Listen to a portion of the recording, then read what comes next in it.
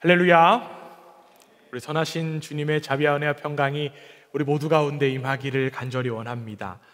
또한 오늘도 온라인으로 예배를 드리는 우리 교우들에게 주님의 위로와 소망이 가득하기를 간절히 원합니다. 이 세상에 행복을 싫어하는 사람은 어디에도 없을 것입니다. 우리는 늘 삶의 행복을 위해서 살아간다라고 해도 과언이 아닙니다. 그렇기 때문에 우리는 돈, 건강, 직장, 공부 등에 더욱더 애를 쓰고 살아갑니다. 이러한 것들이 우리의 행복을 좌지우지한다라고 생각하기 때문에 더욱더 열심히 행복을 쫓습니다. 그런데 이러한 삶뿐만 아니라 우리의 신앙생활도 이와 같은 맥락으로 할 때가 있습니다. 예수를 믿으면 여러 문제들로부터 보호되고 우리에게 닥칠지 모르는 화가 피해가고 하나님이 특별하게 복 주셔서 내가 조금 더 잘 살 수 있을까, 이러한 기대가 생기는 것, 어쩌면 당연한 마음인 것 같습니다. 때로는 혹자는 이러한 복을 바라는 마음 때문에 신앙생활을 시작하는 이들도 있습니다. 특별히 예수를 잘 믿어서 복을 받았다라고 하는 이야기를 들으면 혹하기는 하지만 때로는 혼란스러울 때가 더욱더 많습니다. 나도 예수 믿는데 나는 왜 복을 받지 못할까? 라고 하는 그러한 생각이 들기 때문에 그렇죠. 오히려 조금 더 솔직하게 이야기하면 예수를 잘 믿으려고 애를 쓸수록 삶이 조금 더 어려워진다라고 하는 느낌을 받을 때가 종종 있습니다. 예수를 믿고 따라 사는 것이 힘들다라고 생각들고 세상의 편리한 방식을 거슬러 사는 것이 그리스도인의 삶이다라는 것들 깨닫기도 합니다. 성경에서는요, 분명 복에 대한 이야기들을 굉장히 많이 하고 있습니다.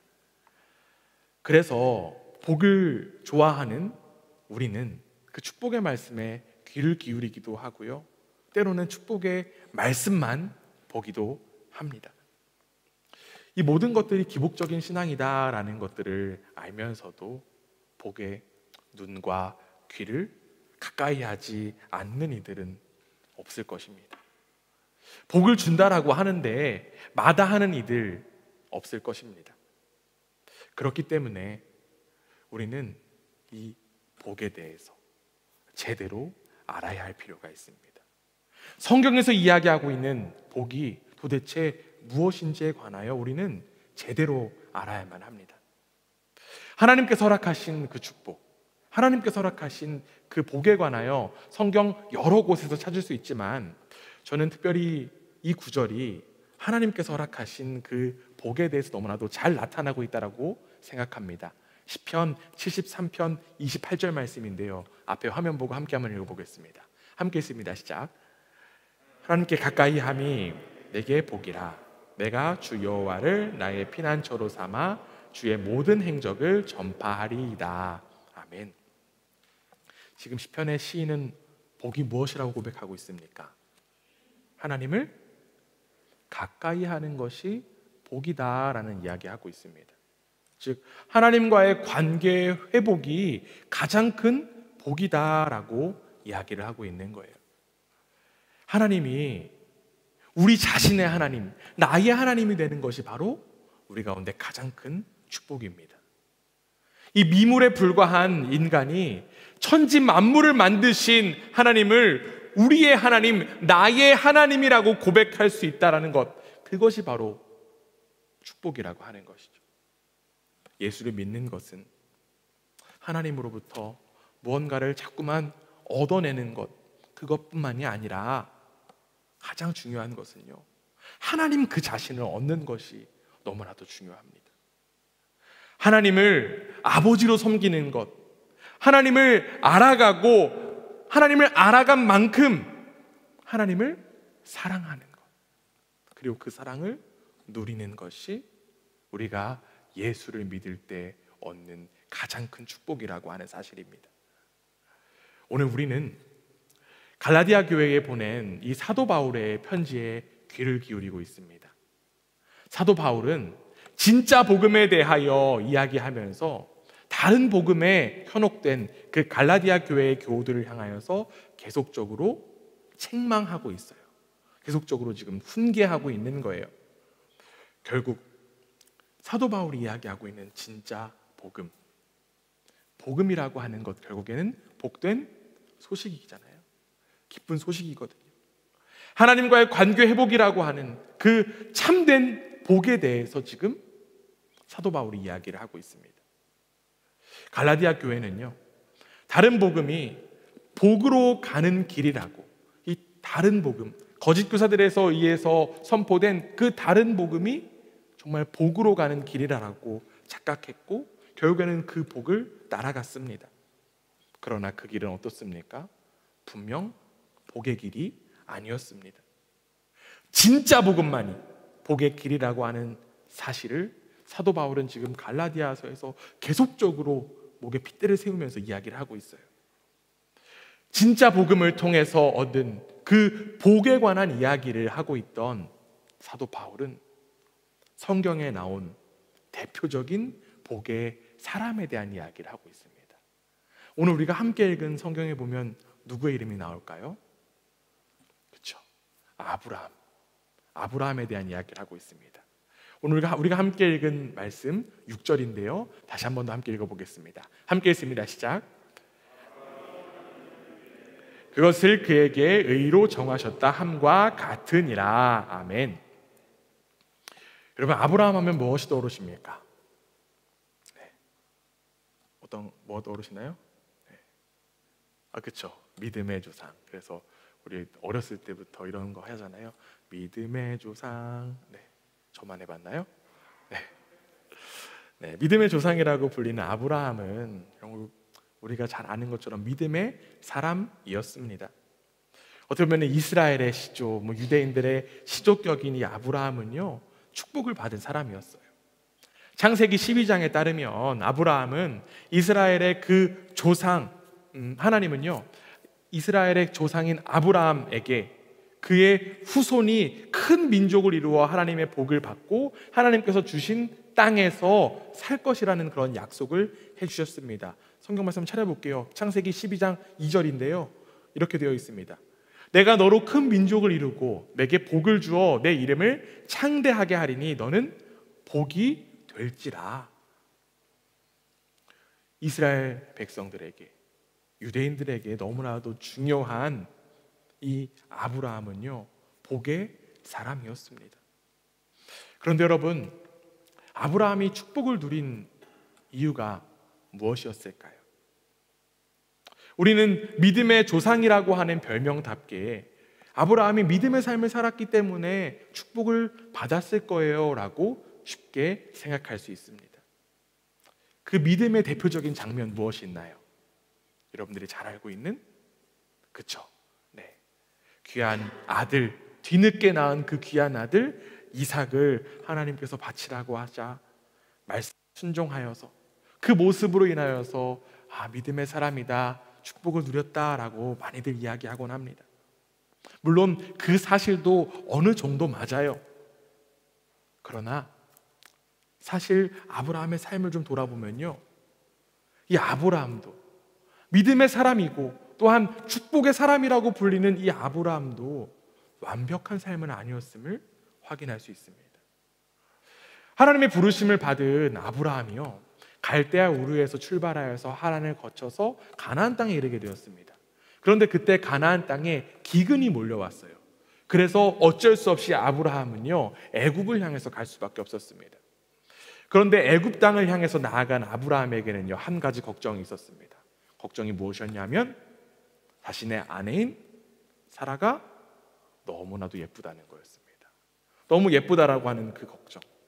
다른 사람이 자신의 아내를, 사라를 차지하기 위해서 자기 자신을 죽이게 될까봐 아브라함은 어떻게 했나요?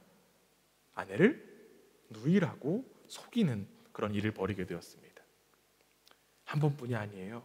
이후에 소돔과 고모라 성이 이제 심판당하자 블레셋으로 이동했을 때에 아브라함은 역시나 아내를 누이다라고 속이는 그런 일들을 하곤 했습니다.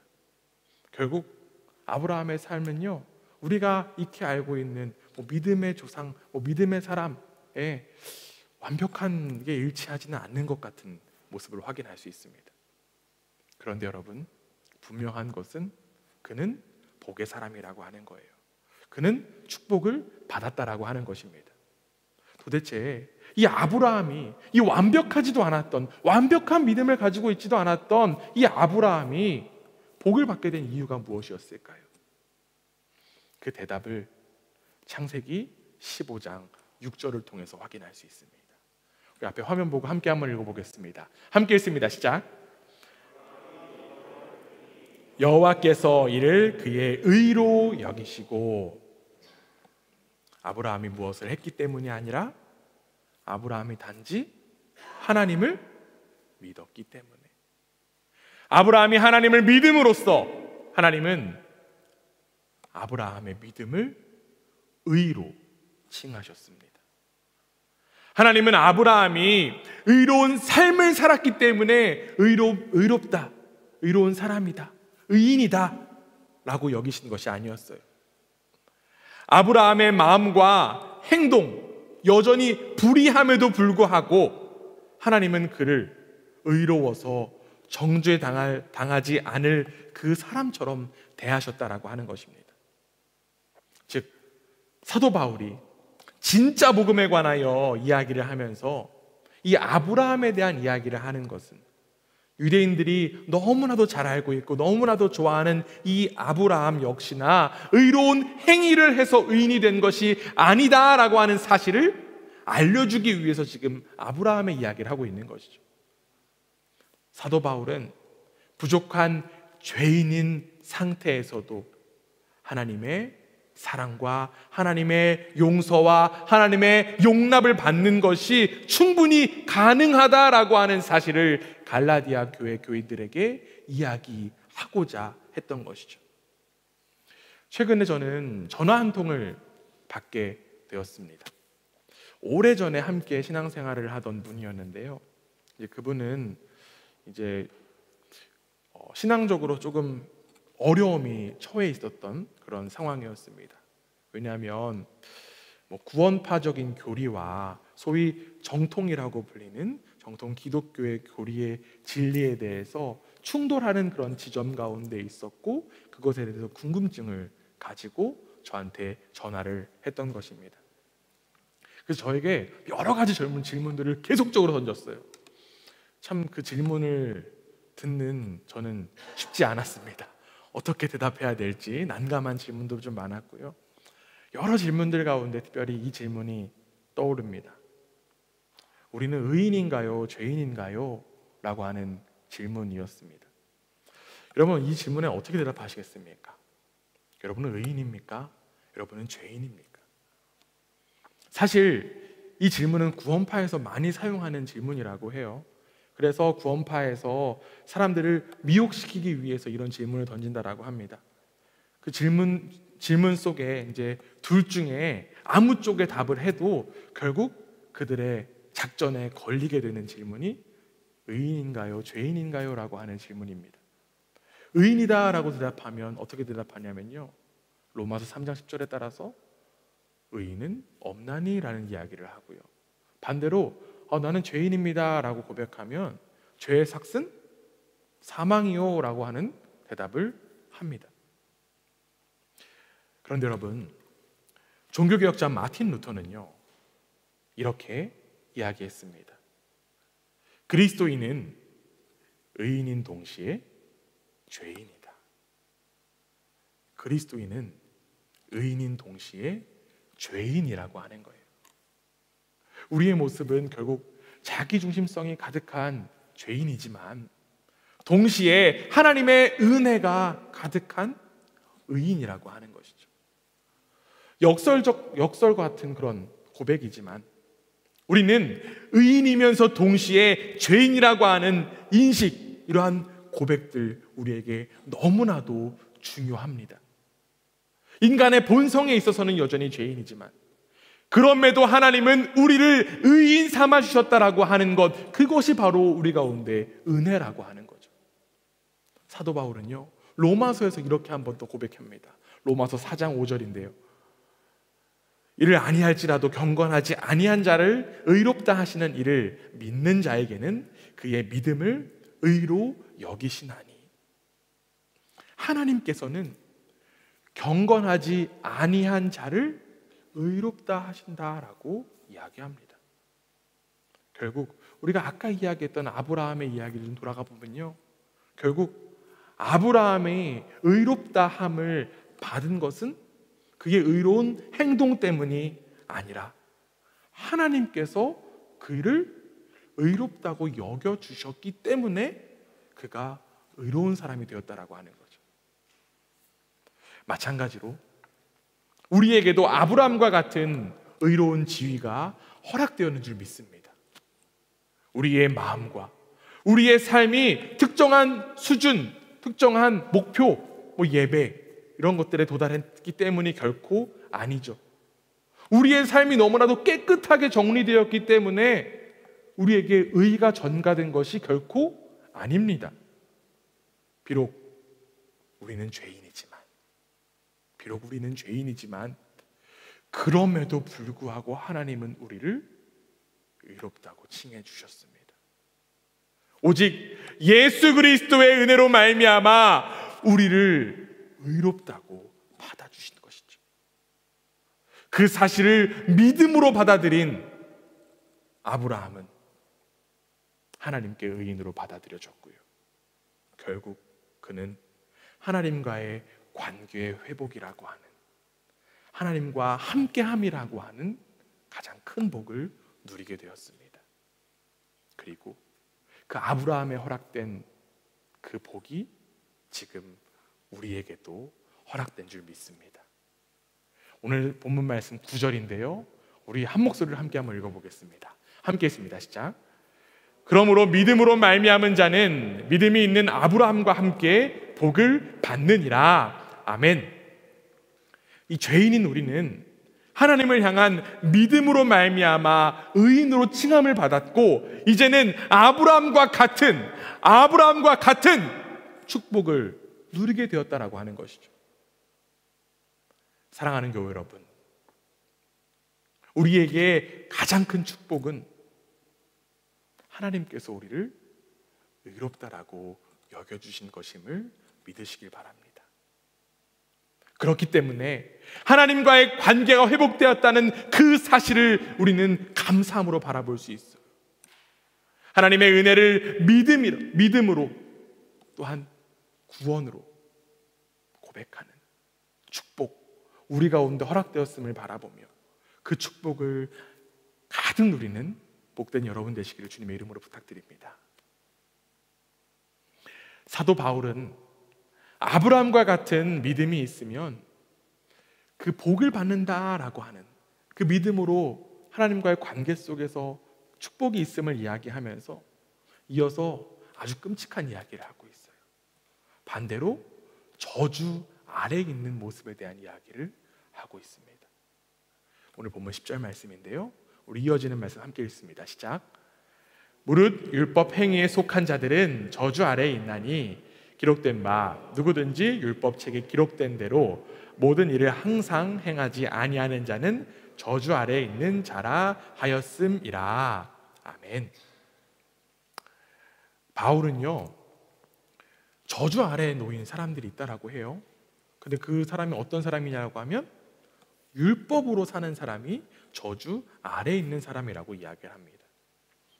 율법을 지키는 것이 저주라고 하는 바울의 이야기가 참 끔찍하게 느껴지기도 합니다. 어쩌면 율법을 열심히 지키는 일은 그 누구보다 정결하게 살아가고 그 누구보다 의롭게 살아가는 방법이 될 수도 있습니다.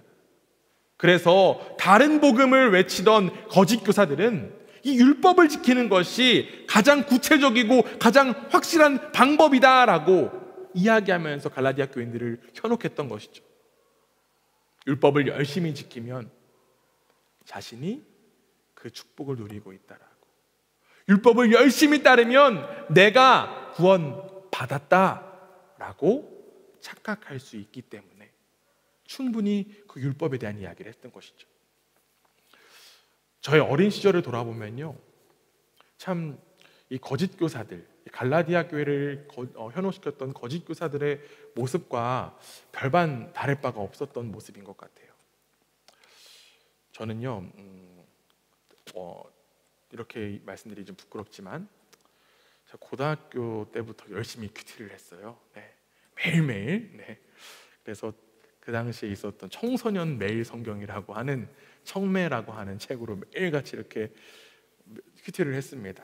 그래서 공부하기 전에, 그래서 뭐 이제 야간 자율학습이 있으면 잠깐 그 하기 전에, 그때 뭐 새벽에 이렇게 해서 참 늘 말씀 읽고 기도하는 그런 일에 열심을 다했습니다. 뭔가 그 시간에 이렇게 말씀 읽고 묵상하면 참 뭔가 마음이 평온해지고 더 공부에 집중이 잘 되는 것 같은 그런 느낌도 받았습니다. 그러면서 제 마음 가운데 이런 생각이 들었어요.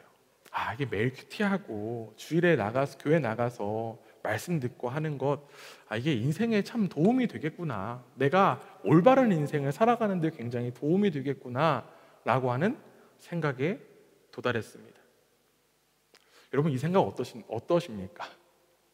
겉으로는 굉장히 좋은 생각인 것만 같아요. 그러나 저는 그 생각이 구원이나 영원한 생명에 대해서 전혀 도움되는 것이 아니라 단순히 그냥 도덕적이고 윤리적인 것에만 머문다는 그런 생각 속에 갇혀 있었습니다. 즉, 제 모습 가운데에서는 은혜가 없었어요. 겉모양만 괜찮은 그런 신앙인, 겉모양으로 사람들이 인정해주는, 야, 저 친구는 참 열심히 신앙생활 하는구나, 열심히 교회 나오는구나, 그런 모습들 제 안에 가득 채워져 있었고, 결국 그 모습은 예수 그리스도를 만남으로 깨지게 되었습니다. 여러분, 아무리 말씀대로 산다라고 해서 그 사람 결코 의로워질 수 없습니다. 마찬가지로 율법을 전부 다 지킨다라고 해서 구원받을 수도 없습니다. 사도 바울이 이야기한 것처럼 율법으로 살면 저주 아래 놓일 뿐입니다. 그 저주, 어떤 저주일까요? 여러분, 한번 생각해 보세요. 율법을 전부 다 지킬 수 있겠습니까?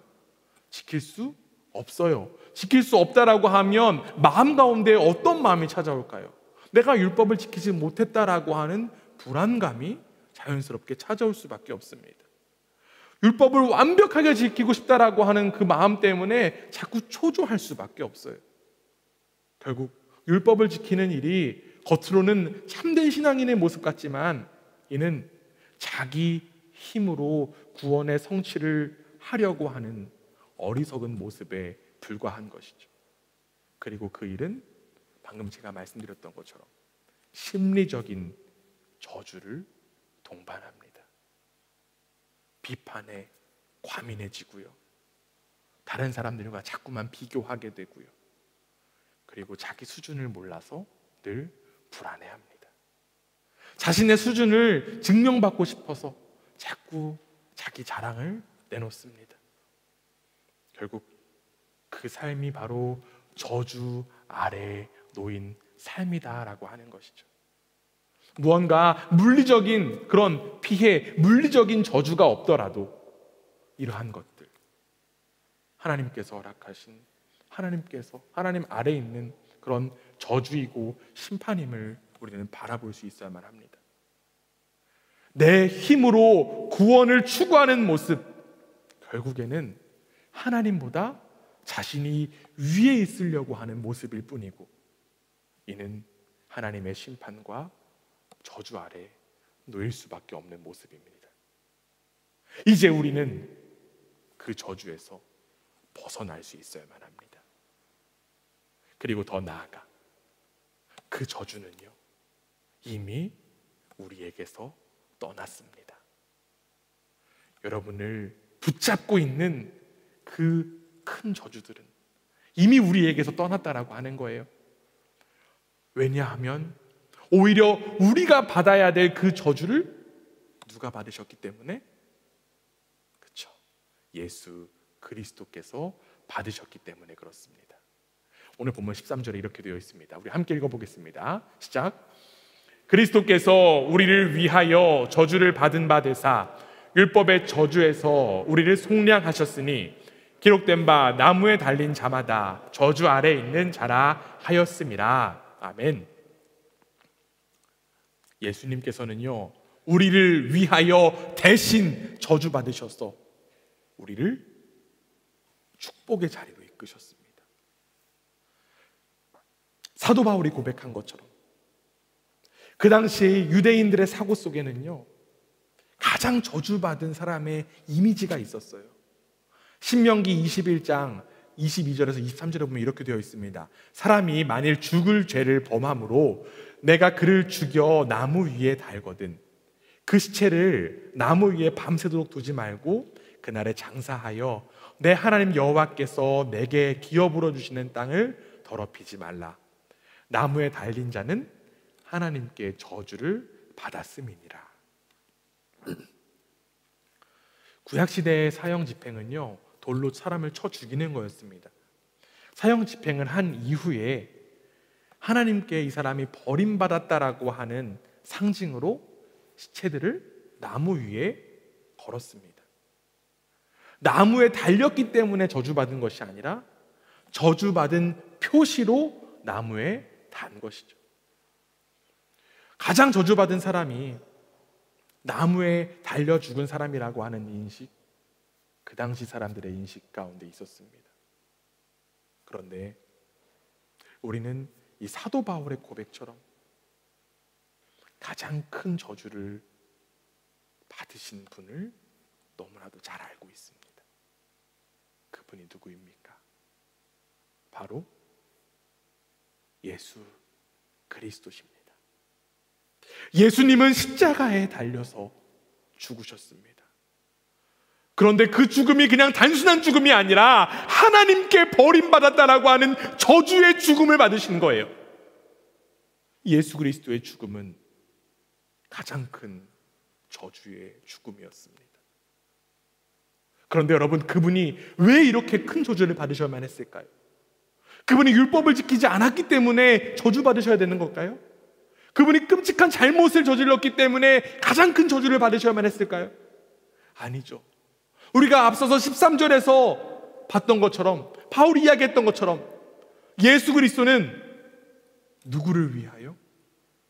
바로 우리를 위하여 저주받으셨습니다. 여기서 우리를 위한다라고 하는 것, 우리를 대신한다라고 하는 것이죠. 즉 예수님은 우리의 대속물이 되셨습니다. 결국 우리가 받아야 할 그 저주의 몫을 예수님께서 대신 받으신 것이죠. 우리의 죄와 저주는 이제 예수 그리스도께 전가되었고 우리는 이로써 저주가 아닌 축복을 누리게 되었습니다. 오히려 예수 그리스도께서 누리셔야 될 그 축복이 우리 가운데 허락되었다라고 하는 것입니다. 14절에 이렇게 되어 있어요. 이는 예수 그리스도 예수 안에서 아브라함의 복이 이방인에게 미치게 하고 또 우리로 하여금 믿음으로 말미암아 성령의 약속을 받게 하려 함이라. 바울은 예수님의 의와 복과 성령이 우리에게 허락되었다라고 고백하고 있습니다. 즉 예수님은 우리가 의와 복과 성령이라고 하는 축복을 누리도록 예수님께서 스스로 저주가 되신 거예요. 예수님은 죄인처럼 취급되셨습니다. 악인인 우리가 져야 할 모든 법적인 책임이 바로 예수 그리스도의 책임인 것처럼 여겨졌습니다. 결국 예수 그리스도의 책임이 되었다라고 하는 것이죠. 결국 예수님께서 모두 짊어지셨습니다. 우리 사랑하는 그라치 반석교회 교회 여러분, 우리는 이 사실을 반드시 기억해야만 합니다. 예수님께서 단지 저주를 받으신 것이 아니라 예수님께서 스스로 저주가 되셨다라고 하는 사실을 우리는 바라보고 느낄 수 있어야만 합니다. 예수님이 우리를 위하여 죄인이 되심으로 우리도 똑같은 방식으로 의롭게 되었습니다. 예수님이 받으신 저주는 하나님이 예수님을 죄인으로 여기셨다라고 하는 의미입니다. 마찬가지로 우리가 누리는 복은, 우리가 누리는 축복은 하나님께서 우리를 완전히 의롭고 완전히 흠없는 존재로 여기신다라고 하는 의미입니다. 여기서 우리가 한 것 아무것도 없어요. 오직 우리를 위하여 예수 그리스도께서 그 일을 스스로 감당하셨습니다. 우리는 이제 그 사실, 그 은혜를 믿음으로 받아들이면서 그 축복에 걸맞는 삶을 살아가기만 하면 됩니다. 사랑하는 교회 여러분, 여러분 축복을 누리고 싶으십니까? 혹시 축복 안 좋아하시는 분 있으세요? 네, 없으시겠죠? 여러분, 복의 삶을 살고 싶으십니까? 그렇기 위해서는 우리는 먼저 예수 그리스도의 저주 되심을 바라볼 수 있어야만 합니다. 우리의 삶이 축복의 삶이 되기 위해서는 예수 그리스도의 저주 되심이 먼저였습니다. 나를 하나님과 화목하기 위한 축복의 존재로 세우시기 위하여 예수님께서 스스로 저주당하셨다라고 하는 사실, 나를 향한 사실임을 우리는 받아들일 수 있어야만 합니다. 나를 위해서 저주를 당하셨다라고 하는 그 사실을 진정으로 느낀다라고 하면, 내가 느낀다라고 하면 그 축복의 삶, 내가 지금 누리고 있는 삶 하찮게 여길 수 없습니다. 그 은혜를 값싸게 여길 수가 없어요. 왜냐하면 예수님의 생명과 내 생명을 맞바꾼 것이기 때문에 그렇죠. 이제 우리에게 허락된 그 축복의 삶을 하나님과 함께, 하나님께 더욱더 감사하고 감격하며 살아가는 우리 모두가 되기를 주님의 이름으로 간절히 소망합니다. 어쩌면 이 시대는요, 이 구원의 인플레이션 시대, 은혜의 인플레이션 시대라고 해도 과언이 아닙니다. 은혜, 구원 이런 말 너무나도 표현이 난무해요. 그러다 보니 이제 은혜, 구원 이런 것들이 나에게 다가오지 않습니다. 느껴지지 않아요. 단지 머리로만 알 뿐입니다. 그러나 여러분, 나를 향하신 그 예수 그리스도의 구원의 은혜는 실제입니다. 저주를 받아 마땅한 나를 위해 스스로 저주당하신 그 예수님의 발걸음, 이제는 내가 바라볼 수 있어야만 합니다. 그리고 이제는 그 길을 따라 걸을 수 있어야만 합니다. 나를 향한 은혜를 제대로 느낀다라고 하면 우리는 쉽게 그 구원을 이야기할 수 없습니다. 예수 그리스도의 저주가 있기 때문에 우리는 함부로 그 은혜를 이야기할 수 없어요. 가장 큰 저주와 맞바꾼 여러분의 축복을 가장 귀히 여기며 그 축복에 걸맞는 거룩한 삶으로 성령님과 함께 동행하는 가장 복된 여러분의 삶 되시기를 주님의 이름으로 간절히 원합니다.